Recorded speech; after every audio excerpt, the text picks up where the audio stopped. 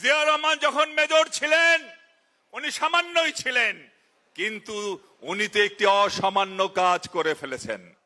যখন বিখ্যাত নেতারা সব পালিয়ে গেছেন, এই অখ্যাত মেজরই বিখ্যাত কাজটি সেই সময় করতে বাধ্য হয়েছিলেন। অনেকে বলে 15-16টি বছর আমরা কি করেছি। আমি গিয়েছিলাম নোয়াখালীর একটি চর, সুবর্ণ চর।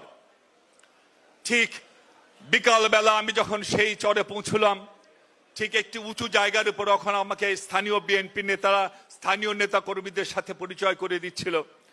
আমি ঠিক দেখলাম একটু উঁচু জায়গায় দাঁড়িয়ে আমি দেখলাম আমার দিকে আমাদের নেতা কর্মীরা আসছে, কেউ ঘুরে ঘুরে আসছে, কেউ হাত পা বেঁকে বেঁকে আসছে। পরিশেষে দেখলাম একটি মেয়ে, একটি মহিলা, তিনি ওনার হাত বিকৃত হয়ে গেছে, হাত দেখাতে দেখাতে আমাদের দিকে আসছিল। ভাইরা আমার, সেই দৃশ্য দেখবার পর আমার মনে হচ্ছিল আমি মনে হয় কোনো ইংলিশ হরর মুভি দেখছি। ঠিক হরর মুভিতে যেভাবে জম্বিরা এগিয়ে আসে, ঠিক তেমনি ভাবে আমার দিকে এগিয়ে আসছিল যারা কোন জম্বি নয়, তারা আমার দলের কর্মী। তাদের কারো পা ভেঙে দেওয়া হয়েছে, কারো হাত গুড়িয়ে দেওয়া হয়েছে, কারো পেটের পাঁজর ভেঙে দেওয়া হয়েছে। যখনই বাংলাদেশের জনগণের সুযোগ হবে, ইনশাআল্লাহ ব্যালট বাক্সে ধানের শীষের ভোটের অভাব হবে না।